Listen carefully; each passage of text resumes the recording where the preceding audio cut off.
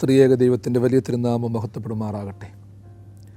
വാത്സല്യ സഹോദരങ്ങളെ, സങ്കീർത്തന മാധുരിയുടെ ഒരു പുതിയ എപ്പിസോഡിലേക്ക് ഏവരെയും ഹൃദ്യമായി സ്വാഗതം ചെയ്യുന്നു. 31-ാം സങ്കീർത്തനം കഴിഞ്ഞ എപ്പിസോഡിൽ നാം ധ്യാനിച്ചുകൊണ്ടിരിക്കുകയായിരുന്നല്ലോ. അതിൻ്റെ തുടർച്ചയായി 31-ാം സങ്കീർത്തനം 5 മുതലുള്ള വാക്യങ്ങൾ ഞാനിവിടെ വായിക്കുകയാണ്. നിൻ്റെ കയ്യിൽ ഞാൻ എൻ്റെ ആത്മാവിനെ ഭരമേൽപ്പിക്കുന്നു. വിശ്വസ്ത ദൈവമായ യഹോവേ, നീ എന്നെ വീണ്ടെടുത്തിരിക്കുന്നു. മിഥ്യാമൂർത്തികളെ ആരാധിക്കുന്നവരെ ഞാൻ വെറുക്കുന്നു. ഞാനോ യഹോവയിൽ ആശ്രയിക്കുന്നു. ഞാൻ നിൻ്റെ ദയയിൽ ആനന്ദിച്ച് സന്തോഷിക്കുന്നു. നീ എൻ്റെ കഷ്ടത കണ്ട് എൻ്റെ പ്രാണസങ്കടങ്ങൾ അറിഞ്ഞിരിക്കുന്നു. എൻ്റെ ശത്രുവിൻ്റെ കയ്യിൽ നീ എന്നെ ഏൽപ്പിച്ചിട്ടില്ല. എൻ്റെ കാലുകളെ നീ വിശാല സ്ഥലത്ത് നിർത്തിയിരിക്കുന്നു. 31-ാം സങ്കീർത്തനം 4-ാം വാക്യത്തിൽ നാം കണ്ടു, അവർ എനിക്കായി ഒളിച്ചു വെച്ചിരിക്കുന്ന വലയിൽ നിന്ന് എന്നെ വിടുവിക്കണമേ, നീ എൻ്റെ ദുർഗമാകുന്നുവല്ലോ. അതിൻ്റെ തുടർച്ചയായിട്ടാണ് നിൻ്റെ കയ്യിൽ ഞാൻ എൻ്റെ ആത്മാവിനെ ഭരമേൽപ്പിക്കുന്നു എന്നുള്ള വാചകം ആവർത്തിച്ചു പറയുന്നത്. ഓരോന്നും ഓരോ പ്രാർത്ഥനയാണ്. വ്യത്യസ്തമായ രീതിയിൽ, വ്യത്യസ്തമായ ശൈലിയിൽ, വ്യത്യസ്തമായ ബോധത്തോടുകൂടി പ്രാർത്ഥിക്കുവാൻ ഭക്തന് സാധിക്കും.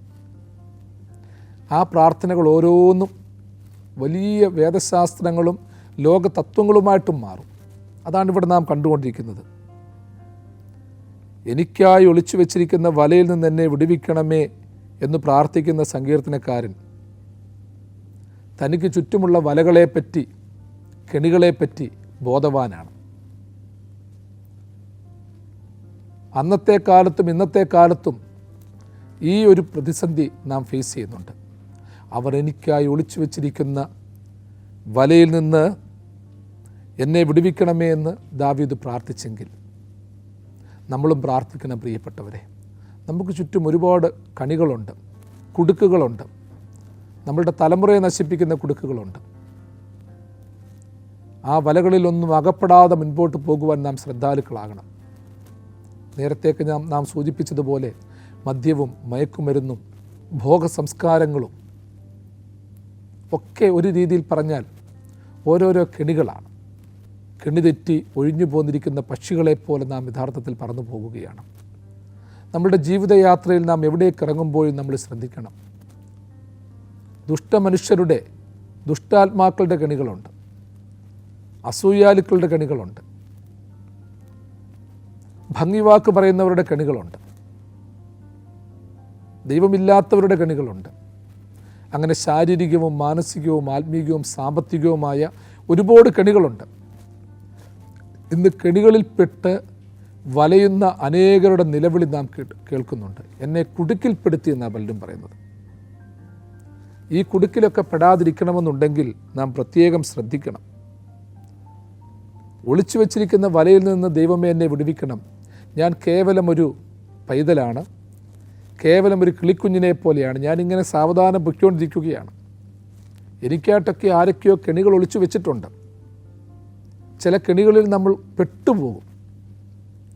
ദൈവമേ, നീ എൻ്റെ ദുർഗമായതിനാൽ നീ എന്നെ വിടുവിക്കണം. നമുക്കതേ പ്രാർത്ഥിക്കാനുള്ളൂ. പലപ്പോഴും വഞ്ചകന്മാരും ചതിയന്മാരും ഒക്കെ കൂടുമ്പോൾ വഞ്ചകന്മാരെ ഇല്ലാതാക്കാനോ ചതിയന്മാരെ നശിപ്പിക്കാനോ ആരെങ്കിലും പ്രാകാനോ ശപിക്കാനോ ഒന്നുമല്ല ദൈവം നമ്മളെ ചുമതലപ്പെടുത്തിയിരിക്കുന്നത്. ദൈവമേ, ആ കെണികളിൽ ഞാൻ പെടല്ലേ.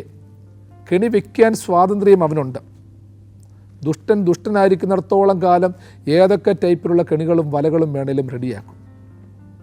ഇന്നത്തെ കാലത്ത് മീനെ പിടിക്കുന്ന വല, കിളികളെ പിടിക്കുന്ന വല ഒക്കെ പലതുമുണ്ട്. അതായത് ചെറിയ ചെറിയ കണ്ണികളുള്ള വലകളുണ്ട്. പഴയ കാലത്തേക്കാളും ഊപ്പ മീനുകളെപ്പോലും പിടിക്കാവുന്ന വലകളുണ്ട്. അങ്ങനെയുള്ള വലകളിൽ നിന്ന് നമ്മൾ രക്ഷപ്പെടണം. നമ്മളൊക്കെ ഓർത്തോണം പ്രിയമുള്ളവരെ, പഴയ കാലത്ത് വലിയ വലിയ തിമിംഗലങ്ങളെ ആഗ്രഹിക്കുന്ന കാലഘട്ടമായിരുന്നു. വലിയ ആളുകളെ കൊടുക്കാൻ ശ്രമിക്കുന്ന കാലഘട്ടമാണ്. ഇന്ന് സാധുക്കളെയും നിഷ്കളങ്കന്മാരെയും നിരപരാധികളെയും ഒക്കെ ക്രൂശിക്കുന്ന കാലഘട്ടമാണ്. ഒളിച്ചു വച്ചിരിക്കുന്ന വലയിൽ സാധു വീഴുന്നില്ല എന്ന് കാണുമ്പോൾ ആ വലയിൽ അകപ്പെടുത്തുവാൻ തക്കവണ്ണം വലകളുടെ കണ്ണികളുടെ വലിപ്പം കുറച്ച് തീരെ ചെറുതാക്കുന്ന അനുഭവം.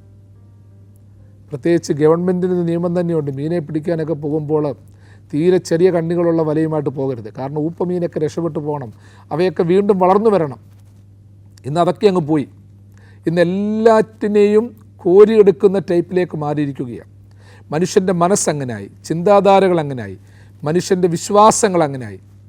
എല്ലാവരെയും കുടുക്കിൽപ്പെടുത്തുന്ന ടൈപ്പിലുള്ള ജീവിതശൈലിയാകുന്ന വലകൾ ഓരോരുത്തരുടെയും കയ്യിലുണ്ട്. അപ്പം നമ്മൾ പ്രാർത്ഥിക്കാൻ ഇത്രയും നമുക്ക് പ്രാർത്ഥിക്കാനുള്ളൂ. ദൈവം ഈ കെണിയിലൊന്നും ഞാൻ അകപ്പെട്ടു പോകരുതേ.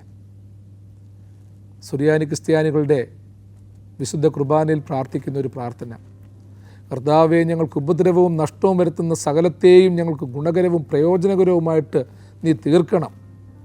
ഉപദ്രവം വരുന്നതുണ്ട്, നഷ്ടം വരുന്നതുണ്ട്, കെണിവെച്ചിരിക്കുന്നതുണ്ട്. ഇതൊക്കെ ഉണ്ടെങ്കിലും ഇതൊക്കെ ഞങ്ങൾക്ക് വേഗത്തിലും എളുപ്പത്തിലും ഞങ്ങളെ അതിൽ നിന്ന് രക്ഷപ്പെടുത്തണം. ഉപദ്രവവും നഷ്ടവും വരുത്തുന്ന സകലത്തെയും നീ ഗുണകരമാക്കി തീർക്കണം, പ്രയോജനകരപ്രദമാക്കി തീർക്കണം, ആഴമേറിയതാക്കി തീർക്കണം. ഈ ആഴമേറിയതാക്കി തീർക്കുന്ന ഒരു ആത്മീയ അനുഭവത്തിലേക്കാണ് നമ്മൾ ചെല്ലേണ്ടത്. അപ്പോൾ ദാവീദ് പറയുന്നു, ദൈവമേ, അവർ എനിക്കായി കെണികൾ ഒരുക്കി വെച്ചിരിക്കുന്നു. നമ്മൾ ആർക്കും വലവയ്ക്കാൻ പോകരുത്, കെണിവയ്ക്കാൻ പോകരുത്, കുടുക്കുകളാകാൻ പോകരുത്, തടങ്കൽ പാറകളാകരുത്. അതുകൊണ്ടാണ് കർത്താവ് തന്നെ പറയുന്നത്, മറ്റൊരു മനുഷ്യനെ നീ നിസ്സാര എന്ന് വിളിച്ചാൽ ന്യായാധിപ സഭയുടെ നടുവിൽ നിൽക്കേണ്ടി വരും. ഒരുത്തന് ഉപദ്രവം, ഒരു നിരപരാധിയായിട്ടുള്ള ഈ സാധുവിന് ഉപദ്രവം വരുത്തുന്നവൻ്റെ കഴുത്തിൽ തിരികല്ല് കെട്ടി അവനെ താഴ്ത്തിക്കളയുന്നത് അവന് നല്ലത്. കാരണം ആ രീതിയിൽ ജീവിക്കുന്നവരെ സംബന്ധിച്ചിടത്തോളം അവർക്ക് വരുവാനുള്ള ശിക്ഷാവിധി അത്ര വലുതാണെന്ന് ഓർപ്പിക്കുകയാണ്. നിൻ്റെ കയ്യിൽ ഞാൻ എൻ്റെ ആത്മാവിനെ ഭരമേൽപ്പിക്കുന്നു.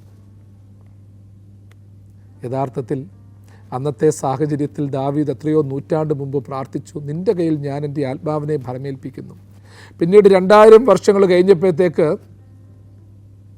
നമ്മുടെ കർത്താവിൻ്റെ മനുഷ്യാവതാര കാലം, കർത്താവ് ക്രൂശിന്മേൽ കിടന്ന് പ്രാർത്ഥിച്ചു, സകലവും നിവർത്തിയായെന്ന് പറയുന്നതിനോട് ചേർന്ന് എൻ്റെ ആത്മാവിനെ നിൻ്റെ കൈകളിൽ ദൈവമേ ഞാൻ ഏൽപ്പിക്കുന്നു. ക്രൂശിന്മേൽ കിടന്നുകൊണ്ട് കർത്താവ് പറഞ്ഞു.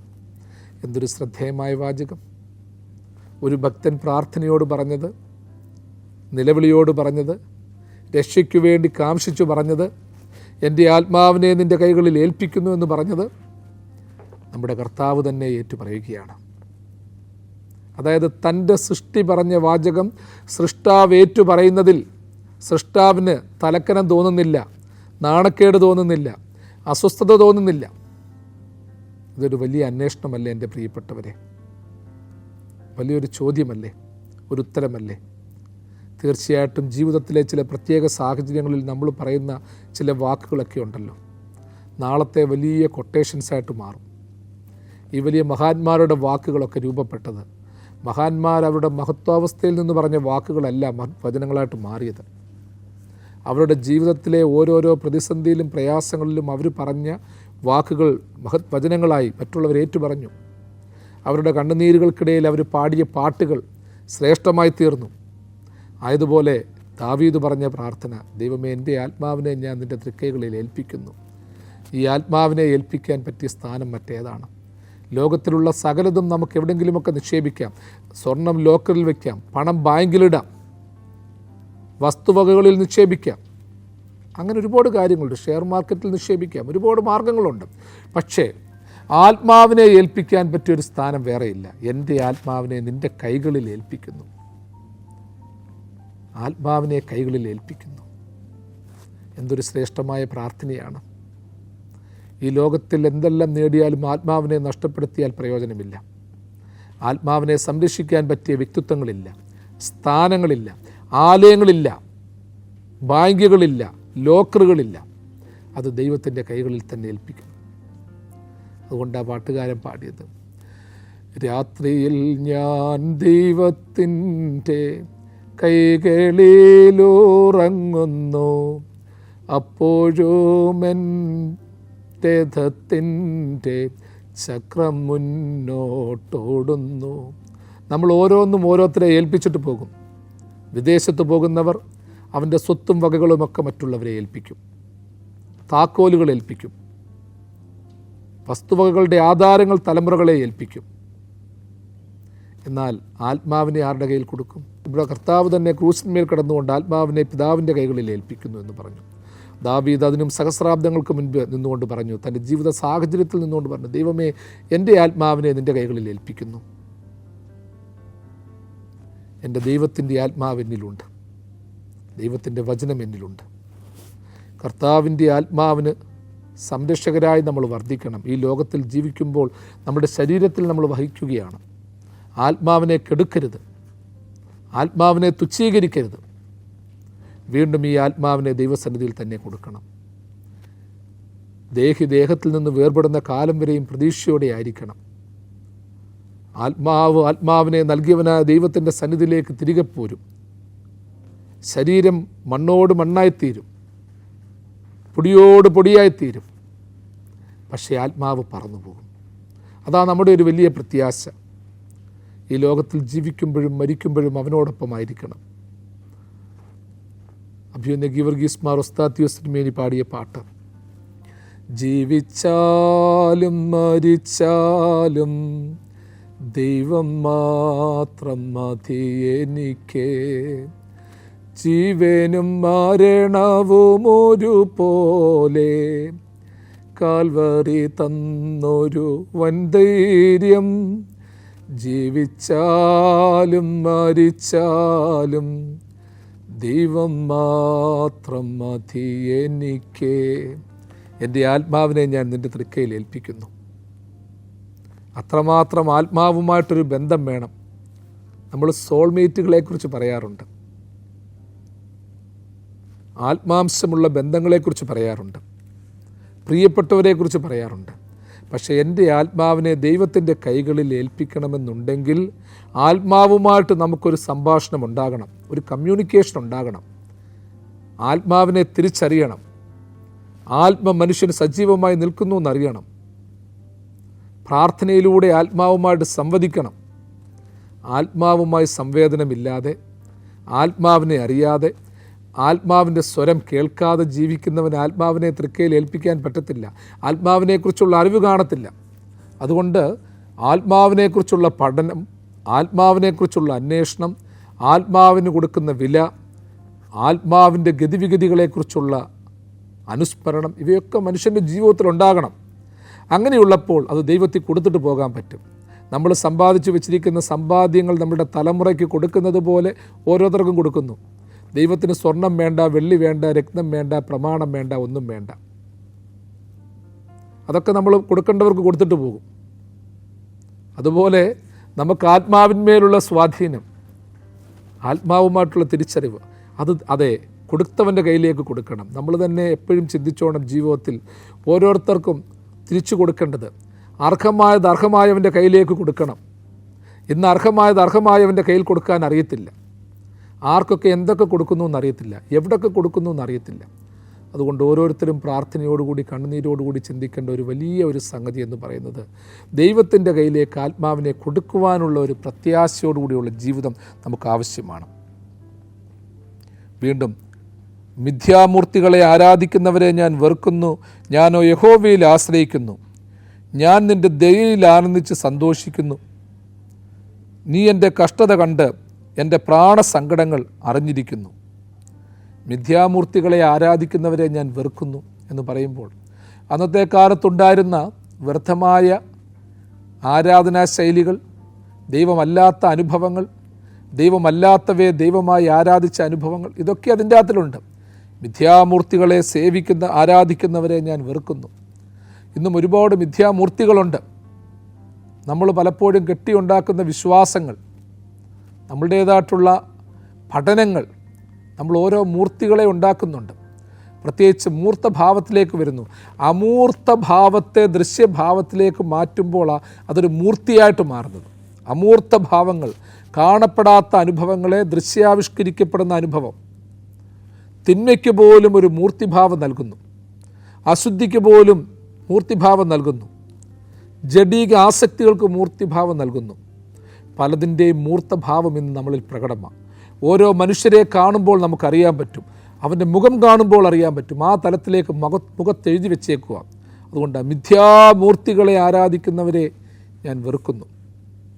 സമ്പത്ത് മൂർത്തിയാകരുത്, പ്രതാപം മൂർത്തിയാകരുത്, അധികാരത്തിന് വേണ്ടിയുള്ള അഭിനിവേശം മൂർത്തിയാകരുത്, ദുഷ്ടചിന്തകളും ദുസ്വഭാവങ്ങളും മൂർത്തഭാവത്തിലേക്ക് വരരുത്, കോപങ്ങളും ശാഠ്യങ്ങളും മൂർത്തഭാവത്തിലേക്ക് വരരുത്. ഇതൊക്കെ ഓരോരോ മിഥ്യാമൂർത്തികളാണ്. നമ്മൾക്ക് മൂർത്തഭാവം നൽകേണ്ട മറ്റു ചിലതുണ്ട്. ആത്മാവിൻ്റെ ഫലങ്ങളെ മൂർത്തിഭാവത്തിലേക്ക് കൊണ്ടുവരണം. സ്നേഹത്തെ മൂർത്തിഭാവത്തിലേക്ക് കൊണ്ടുവരണം. കരുണയെ മൂർത്തിഭാവത്തിലേക്ക് കൊണ്ടുവരണം. ദയയെ മൂർത്തിഭാവത്തിലേക്ക് കൊണ്ടുവരണം. അതുകൊണ്ട് തന്നെ സങ്കീർത്തനക്കാരൻ പറയുന്നു, അതുകൊണ്ട് ഞാൻ നിൻ്റെ ദയയിൽ ആനന്ദിച്ച് സന്തോഷിക്കുന്നു. എനിക്ക് ആനന്ദിച്ച് സന്തോഷിക്കുവാനുള്ളത് മറ്റൊന്നുമല്ല, നിൻ്റെ കരുണയാണ്, നിൻ്റെ വാത്സല്യമാണ്, നിൻ്റെ ഇച്ഛയാണ്. അതിൽ ആനന്ദിച്ച് സന്തോഷിക്കുകയാണ്. മറ്റൊന്നിലും ആനന്ദിച്ച് സന്തോഷിച്ചിട്ട് കാര്യമില്ല. ഭൗതികതയിൽ ആനന്ദിച്ചിട്ട് കാര്യമില്ല. ദൈവത്തിൻ്റെ ദയയിൽ ആനന്ദിച്ച് സന്തോഷിക്കണം. ദൈവത്തിൻ്റെ ദയയിൽ ആനന്ദിച്ച് സന്തോഷിക്കുന്നവൻ അതിനൊക്കെ ഒരു നിയന്ത്രണം വരുത്തും, ഒരു ലിമിറ്റേഷൻ ഇടും, ഒരു ബൗണ്ടറി കിട്ടും. ആ ബൗണ്ടറിക്കുള്ളിൽ നിന്നുകൊണ്ട് ദൈവത്തിൻ്റെ ദയയുടെ, ദൈവത്തിൻ്റെ കരുണയുടെ ആ ഒരു ബൗണ്ടറിയിൽ നിന്നുകൊണ്ട് നാം പ്രവർത്തിക്കുമ്പോൾ നമ്മുടെ സന്തോഷം അധികമാകത്തില്ല, നമ്മുടെ ഉല്ലാസം അധികമാകത്തില്ല.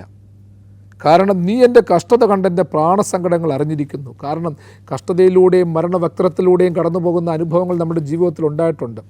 എൻ്റെ കഷ്ടതയും മരണാവസ്ഥയും ഒക്കെ നീ അറിഞ്ഞവനാ. ആ അറിഞ്ഞ ദൈവമേ, നിന്നെ ഹൃദ്യമായിട്ട് ഞാൻ സ്തുതിക്കുന്നു. ഒരു നിയന്ത്രണത്തോടെ ഞാൻ എൻ്റെ എല്ലാ അനുഭവങ്ങളും മുന്നോട്ട് കൊണ്ടുപോകും. വീണ്ടും പറയുന്നു, ശത്രുവിൻ്റെ കയ്യിൽ നീ എന്നെ ഏൽപ്പിച്ചിട്ടില്ല, എൻ്റെ കാലുകളെ വിശാല സ്ഥലത്ത് നീ നിർത്തിയിരിക്കുന്നു. തുടർന്ന് നമ്മൾ വായിക്കുന്നത് 9-ാം വാക്യം മുതൽ, യഹോവേ എന്നോട് കൃപയുണ്ടാകണമേ, ഞാൻ കഷ്ടതയിലായിരിക്കുന്നു. വ്യസനം കൊണ്ട് എൻ്റെ കണ്ണും പ്രാണനും ശരീരവും ക്ഷയിച്ചിരിക്കുന്നു. എൻ്റെ ആയുസ് ദുഃഖം കൊണ്ടും എൻ്റെ സംവത്സരങ്ങൾ നെടുവീർപ്പ് കൊണ്ടും കഴിഞ്ഞു പോയിരിക്കുന്നു. എൻ്റെ അകൃത്യം നിമിത്തം എൻ്റെ ബലം ക്ഷീണിച്ചും എൻ്റെ അസ്ഥികൾ ക്ഷയിച്ചുമിരിക്കുന്നു. എൻ്റെ സകല ശത്രുക്കളാലും ഞാൻ നിന്ദിതനായി തീർന്നു. എൻ്റെ അയൽക്കാർക്ക് അതിനിന്ദിതൻ തന്നെ. എൻ്റെ പരിചയക്കാർക്ക് ഞാൻ ഭയഹേതുവായി തീർന്നിരിക്കുന്നു. എന്നെ വഴിയിൽ കാണുന്നവർ എന്നെ വിട്ട് ഓടിപ്പോകുന്നു. 9, 10, 11 വാക്യങ്ങളിൽ ദാവീദ് ഒരു സാധാരണ മനുഷ്യൻ കരഞ്ഞു നിലവിളിക്കുന്നത് പോലെ ഭാരത്തിലായിരിക്കുന്ന തൻ്റെ ജീവിതാവസ്ഥയെക്കുറിച്ച് പറയുന്നു. അതായത് പ്രത്യാശയുടെ നിർവൃതിയിലും ആധ്യാത്മികതയുടെ ഔന്നത്യത്തിലും സാക്ഷ്യം പറഞ്ഞവൻ തുടർന്ന് അതിൽ നിന്നിറങ്ങി തൻ്റെ മാനുഷിക അവസ്ഥയിലേക്ക് കടന്നു വരികയാണ്. മനുഷ്യൻ എപ്പോഴും മനുഷ്യരാണ് പ്രിയമുള്ളവരെ. അവൻ എത്രമാത്രം ഉന്നതനാകാൻ നോക്കിയാലും വേദശാസ്ത്രം പറഞ്ഞാലും അടിസ്ഥാനപരമായി ഈ മണ്ണുകൊണ്ടുള്ള മൺകൂടാരത്തിന് അതിൻ്റേതായ പ്രതിസന്ധികളൊക്കെയുണ്ട്. അല്പം വെള്ളം വീഴുമ്പോൾ ചിലപ്പോൾ ഈ മൺകുടം അത് ചിലപ്പോൾ അതിൻ്റെ ബലം കുറഞ്ഞെന്ന് വരും. ഒരു പ്രതിസന്ധിയുടെ കാറ്റടിക്കുമ്പോൾ ഒന്ന് താഴെ വീണ് പോകുമ്പോൾ ചിലപ്പോൾ ഉടഞ്ഞു വീണെന്ന് വരും. അതൊക്കെ അതിൻ്റെ ഭാവങ്ങളാണ്. അതുകൊണ്ട് തന്നെ നമ്മളെയൊക്കെ ഒരു കാര്യം പഠിപ്പിക്കുകയാണ്, വീണ്ടും പ്രത്യാശയിലേക്ക് വരുവാൻ പഠിപ്പിക്കുകയാണ്. ദൈവമേ, ഞാൻ കഷ്ടതയിലായിരിക്കുന്നു. വ്യസനം കൊണ്ട് എൻ്റെ കണ്ണും പ്രാണനും ശരീരവും ക്ഷീണിച്ചിരിക്കുന്നു. അതിൻ്റെ ഒരു പ്രത്യേകത ഓർത്തോണം. വ്യസനം കൊണ്ടെൻ്റെ കണ്ണ് നമുക്ക് കാണാം, ശരീരം അതും കാണാം, പക്ഷേ പ്രാണനെ കാണാൻ പറ്റത്തില്ല. അതായത് ഈ ഈഗോ സൂപ്പർ ഈഗോ എന്ന് പറയുന്നത് പോലെ ആത്മാവുണ്ട്, ശരീരമുണ്ട്, മനസ്സുണ്ട്. ചിലതൊന്നും പ്രകടമല്ല. ഞാൻ നേരത്തെ സൂചിപ്പിച്ചതുപോലെ മൂർത്തഭാവത്തിലേക്ക് വന്നിട്ടില്ല. വ്യസനം കൊണ്ട് എൻ്റെ കണ്ണ് കൊഴിഞ്ഞിരിക്കുന്നു, പ്രാണൻ ക്ഷയിച്ചിരിക്കുന്നു, ശരീരം തളർന്നിരിക്കുന്നു. അപ്പം വ്യസനം കൊണ്ട് ക്ഷീണിച്ചിരിക്കുന്ന കണ്ണ് ദാവീദ് എത്രയോ സഹസ്രാബ്ദങ്ങൾക്ക് മുൻപ് പറഞ്ഞു. നമ്മളുടെ ഇടയിലേക്ക് നമ്മൾ നോക്കിയിട്ടുണ്ടോ പ്രിയമുള്ളവരെ? പലരുടെയും വസ്തുവിൻ്റെയും വസ്ത്രത്തിൻ്റെയും പളവളപ്പിലേക്കല്ല നമ്മൾ നോക്കിയിട്ടുള്ളൂ, സുഖദായക അനുഭവത്തിലേക്കല്ല നോക്കിയിട്ടുള്ളൂ. ചില കണ്ണുകളിലേക്കൊക്കെ ഒന്ന് നോക്കണം കേട്ടോ. ആ കണ്ണിലൊരു വലിയ കൊടുങ്കാറ്റടിക്കുന്നുണ്ട്, ഒരു വലിയ ഇരച്ചിൽ നമ്മൾക്ക് കാണാം. ചില കണ്ണുകൾ ഓളം വെട്ടുമ്പോൾ അതിലുള്ള കണ്ണുനീരിൻ്റെ ലാഞ്ചന നമുക്ക് കാണാം. ദുഃഖം കൊണ്ടും വ്യസനം കൊണ്ടും ക്ഷയിച്ചിരിക്കുന്ന കണ്ണുകൾ. അമ്മമാർ, അപ്പന്മാർ, ജീവിത പങ്കാളികൾ, മദ്യപിച്ച് കൂത്താടുന്ന ഒരുവൻ്റെ ഭാര്യയുടെ കണ്ണിലേക്ക് നിങ്ങളൊന്ന് നോക്കിക്കേ. അവളുടെ സൗന്ദര്യം കാണരുത്, അവളുടെ മനോവേദന നോക്കിക്കേ. കുഞ്ഞുങ്ങളെ വളർത്തുന്ന ഭാരപ്പെടുന്ന ചില മാതാപിതാക്കളുടെ കണ്ണുകളിലേക്ക് നോക്കിക്കേ. വാഹനവുമായി അതിവേഗതയിൽ പോയി തിരിച്ചെത്തുന്നതുവരെയും വഴിക്കണ്ണുമായിട്ടിരിക്കുന്ന ഒരു അമ്മയുടെയും അപ്പൻ്റെയും കണ്ണിലേക്ക് നോക്കിക്കേ. ക്ഷയിച്ചിരിക്കുന്ന കണ്ണുകൾ കാണാം. പലരുടെയും കാഴ്ച കുറഞ്ഞു പോകുന്നു. പ്രായം കൂടുന്തോറും കാണാനും വായിക്കാനുമൊക്കെ കൊതിയുണ്ട്. പക്ഷേ ആ കൊതി ഉണ്ടായിട്ട് പോലും ക്ഷയിച്ചിരിക്കുന്ന കണ്ണുകൾ, നമ്മളുടെ മുൻപിൽ ഒത്തിരി പേരുടെ ഉണ്ട് പ്രിയമുള്ളവരെ, ക്ഷയിച്ചിരിക്കുന്ന കണ്ണുകൾ. എന്ന് വെച്ചാൽ ദർശനം നഷ്ടപ്പെട്ടു പോകുകയാണ്, കാഴ്ചയില്ലാതായിരിക്കുക, ഒരു പെയിൻ ലുക്ക്, മുഖത്തോട്ട് നോക്കും ആരെയും കാണുന്നില്ല, കാഴ്ചയില്ലാത്ത കണ്ണുകൾ, പ്രകാശമില്ലാത്ത കണ്ണുകൾ. പ്രകാശമില്ലാത്ത കണ്ണുകൾ ഇന്നത്തെ കാലഘട്ടത്തിൻ്റെ ഒരേ സമയം ദുഃഖവുമാണ്, ഒരേ സമയം വെല്ലുവിളിയുമാണ്. എൻ്റെ കണ്ണ് ക്ഷയിച്ചിരിക്കുന്നു, എൻ്റെ പ്രാണൻ ക്ഷയിച്ചിരിക്കുന്നു. പ്രാണനെ പേടിക്കുക, ജീവനെ പേടിക്കുകയാണ്. ജീവന് വേണ്ടിയുള്ള ഓട്ടത്തില്ല, നിലനിൽപ്പിന് വേണ്ടിയുള്ള ഓട്ടത്തില്ല. അത് ഭരണാധികാരികളിലുണ്ട്, ധനാഢ്യരിലുണ്ട്. പ്രാണഭയത്തില്ല മനുഷ്യർ. എന്ത് സംഭവിക്കും, തകർന്നു പോകുമോ? വലിയ ബിസിനസ്സുകാരിലുണ്ട്. ആരെങ്കിലും കൊല്ലുമോ എന്നുള്ള പേടി, എതിരാളികൾ നശിപ്പിക്കുമോ എന്നുള്ള പേടി, ചതിക്കുമോ എന്നുള്ള പേടി. ഈ പേടി ശരീരത്തിനുള്ള പേടി എന്നുള്ളതല്ല, അതിനേക്കാളൊക്കെ ഉപരിയായിട്ട് പ്രാണനെ, മനസ്സിനെ വലയം ചെയ്തിട്ടുണ്ട്. ഭാവിയെക്കുറിച്ചുള്ള പേടി, കുഞ്ഞുങ്ങളെക്കുറിച്ചുള്ള പേടി, പുറമേ ഉള്ളതിനേക്കാളും അകമേയുള്ള പ്രാണൻ തുടിക്കുന്നുണ്ട്. എൻ്റെ പ്രാണനെ അവൻ തണുപ്പിക്കുന്നു, തിരുനാമ നിമിത്തം എന്നെ നീതി പാതകളിൽ കൂടി നടത്തുന്നു എന്ന് 23-ാം സങ്കീർത്തനത്തിൽ സങ്കീർത്തനക്കാരൻ പറഞ്ഞിട്ടുണ്ട്. എൻ്റെ പ്രാണൻ ക്ഷയിച്ചിരിക്കുകയാണ്. ദൈവമേ, എൻ്റെ പ്രാണനെ നീ ഒന്ന് തണുപ്പിക്കണം. പ്രാണൻ ചൂട് പിടിച്ചിരിക്കുകയാണ്. കണ്ടമാനം മൂടി, കണ്ടമാനം ചിന്തിച്ച്, കണ്ടമാനം ഭയപ്പെട്ട് ക്ഷീണിച്ചിരിക്കുകയാണ്. എൻ്റെ ശരീരം ക്ഷയിച്ചിരിക്കുന്നു. കണ്ണ് ക്ഷയിച്ചിരിക്കുന്നു, പ്രാണൻ ക്ഷയിച്ചിരിക്കുന്നു, ശരീരം ക്ഷയിച്ചിരിക്കുന്നു. എന്തുകൊണ്ടാണ്? വ്യസനം കൊണ്ട്, ഉറക്കമില്ലായ്മ കൊണ്ട്, ആത്മാവിൻ്റെയും ശരീരത്തിൻ്റെയും നൊമ്പരം കൊണ്ട്. ഇവിടെ പറയുന്നത് ശരീരം ക്ഷയിച്ചിരിക്കുന്നു. ശരീരം ക്ഷയിച്ചിരിക്കുന്നു എന്ന് പറയുമ്പോൾ കണ്ണ് ക്ഷയിച്ചു, ശരീരം ക്ഷയിച്ചു, പ്രാണൻ ക്ഷയിച്ചു എന്നൊക്കെ പറയുമ്പോൾ നമ്മളൊരു കാര്യം ആലോചിച്ചോണം. എല്ലും തോലുമായിരിക്കുന്ന, ശരിയായിട്ട് ഭക്ഷണം കഴിക്കാത്ത, ശരിയായിട്ട് ഉറങ്ങാത്ത, അതിവേദന കൊണ്ട് വലയുന്ന ഒരുപാട് സഹോദരങ്ങൾ നമ്മുടെ ചുറ്റിലുമുണ്ട്. ചില മനുഷ്യരെയൊക്കെ നമ്മൾ കണ്ടിട്ടില്ലയോ? എല്ലും തോലും മാത്രമേ ഉള്ളൂ, വയറൊക്കെ അക്കിയോട് പറ്റിക്കിടക്കുകയാണ്, അതിവേദന കൊണ്ട് വലയുകയാണ്. അസുഖം മൂലം ശരീരം ക്ഷയിച്ചിട്ടുണ്ട്, പട്ടിണി മൂലം ശരീരം ക്ഷയിച്ചിട്ടുണ്ട്, ടെൻഷൻ മൂലം ശരീരം ക്ഷയിച്ചിട്ടുണ്ട്, ശരീരപ്രകൃതി മൂലം ശരീരം ക്ഷയിച്ചവരുണ്ട്.